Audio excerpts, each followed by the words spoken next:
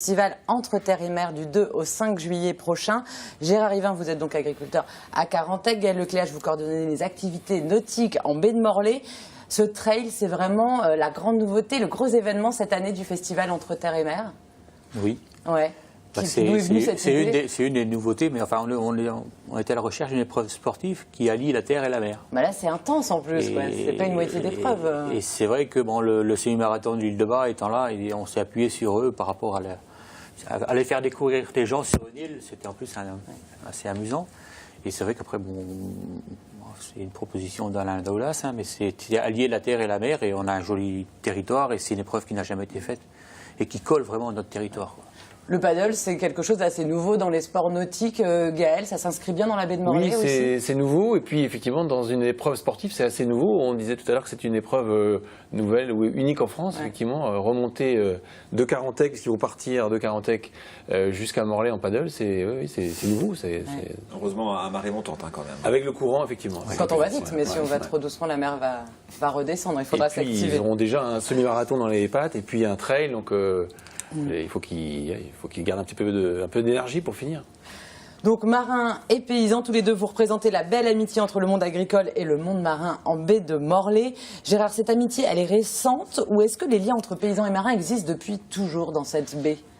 Elle existe depuis toujours. Enfin, l'exemple, c'est par exemple la Britannic Ferries, dans le fond. Ouais. C'est une compagnie qui a été créée avec des paysans et qui fait naviguer les marins. Ouais. Et je trouve que c'est quand même le symbole de la baie, de l'union des paysans et des marins. Je pense que c'est les Johnnies, ces fameux producteurs d'oignons qui partaient sur l'eau, c'est vraiment eux le symbole peut-être aussi de. Souvent la Bretagne, elle a été prospère dès qu'elle s'est tournée vers autre chose que Paris parfois. C'est vrai que les Johnnies, le lin, enfin, c'était des relations avec d'autres pays, d'autres régions, et ça a toujours été un signe de prospérité pour la Bretagne. Et ça perdure en tous les cas. Entre terre et mer, c'est donc l'occasion de mettre un gros coup de projecteur sur le patrimoine avec côté terre, une ferme géante par exemple à découvrir. Donc ça, ce sera à la manufacture de Morlaix. Est-ce que les agriculteurs de la baie de Morlaix sont hyper nombreux à se mobiliser autour de ce festival? Oui. Déjà dans la Manu, ça fait presque 200 bénévoles.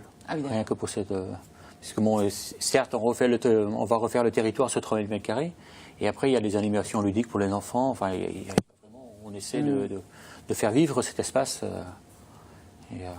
Non, ça se mobilise. Très réfléchi. Alors de nombreuses animations, vous l'avez dit, en particulier autour de la gastronomie. Alors il y a le plus grand phare breton du monde. Quand même, donc vous battez le record à chaque édition? Non, mais l'année dernière, en 2013, pour une association, ils en avaient fait un grand, mais bon, on avait, mais ce coup-ci, le challenge, c'est de faire le plus grand. Du monde, hein. Voilà. Concours de chef cuisinier, encore une fois, ça avait très bien marché sur l'édition précédente, c'est quelque chose qui plaît. Pourquoi? C'est quoi le petit plus des produits de la baie de Morlaix, Gérard? Je pense qu'on est un des territoires où, en diversité de produits, c'est vrai que quand on voit et les produits de la mer et les produits de la terre, je veux dire le légume, l'élevage, et la mer, les crustacés, les poissons, je pense qu'on doit être en France une des zones où il y a le plus de diversité. Enfin, je pense qu'on a un territoire qui a, au niveau de la gastronomie, qui a une identité, enfin une accroche et une diversité de produits. Je ne vois pas d'autres territoires qui a cette diversité-là. Ce qui intéresse beaucoup les chefs cuisiniers, puisqu'il y a des chefs cuisiniers étoilés qui viennent participer à ce show culinaire.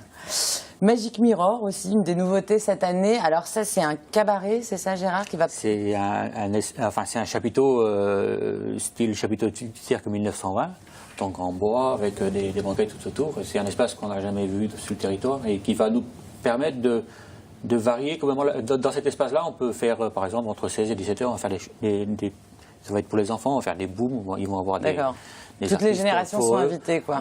Suivant la période de la journée, on va changer comme on peut finir en cabaret le soir, comme on peut faire un boule frite à midi. Enfin, c'est un espace qui peut vivre. D'accord, et plutôt années 20. Le chapiteau, c'est années 20. C'est années 20. Alors c'est étonnant parce que justement, ça fait replonger dans le passé sans être non plus dans le folklore, dans le traditionnel. C'est années 20. Pourquoi avoir choisi ce... C'est des chapiteaux qu'on trouve très peu, et c'est vrai que le chapiteau, il est... De par lui-même, déjà, c'est une œuvre d'art. C'est monté à la main, c'est joli, c'est un plancher bois.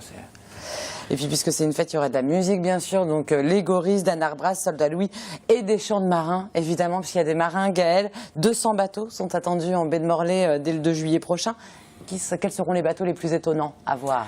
Eh ben, le plus étonnant, parce que moi je ne connais pas bien ce genre de bateau, mais le plus étonnant, ce sera l'hydrographe, je pense, hein, parce que c'est un bateau à vapeur, en tous les cas, restauré et remis en état. Je pense que ce sera une belle attraction qu'on verra à Morlaix, effectivement, dès le jeudi.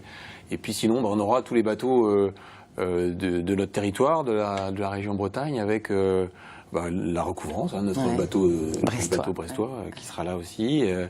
Et puis les Penduic qui vont effectivement faire partie, cette année, on a souhaité regrouper et accueillir un peu de façon privilégiée les bateaux de belle plaisance, hein, ce qu'on appelle les classiques, et dans lesquels on va effectivement mettre les Penduic, qui vont être les 5 Penduic seront présents au sein de cette flotte de bateaux classiques, qui vont être environ une quarantaine de bateaux de belle plaisance et qu'on devrait admirer tout au long de l'événement. Alors justement, comment on fait pour admirer? Parce qu'au début, ils sont à Morlaix, donc on peut les suivre.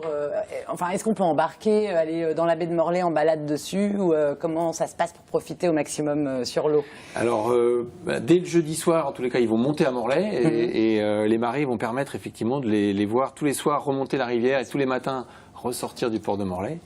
Le dimanche, en attendant que nos extrémistes la remontent en paddle à Morlaix, les bateaux vont rester toute la journée à Morlaix, donc on pourra les voir au port de Morlaix toute la journée du dimanche.